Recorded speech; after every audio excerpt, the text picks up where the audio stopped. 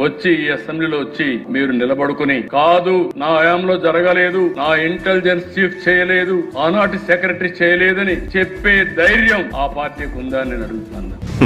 దమ్మన్నది ప్రదర్శించేది కాదు, అవసరాన్ని బట్టి అదే బయటకు వస్తుంది. చంద్రబాబు నాయుడు గారు, నువ్వు నీ కొడుకు ఇద్దరికి సవాల్ విసురుతాను. ఈ డిఎస్సి మా హయాంలో జరిగిన 2018 గ్రూప్ 1 నోటిఫికేషన్ మీద కూడా 2 సిబిఐకి మేము రెడీ. మేము తప్పు చేయలేదు కాబట్టి నేను రెడీ అంటాను. నువ్వు రెడీనా? ఛాలెంజ్. చంద్రబాబు నాయుడు గట్టిగా అడుగుతాను, ఆయన కొడుకుని ఇద్దరిని.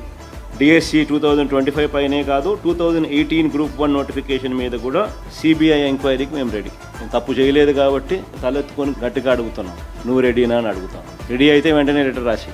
సింహం అక్కడుంది.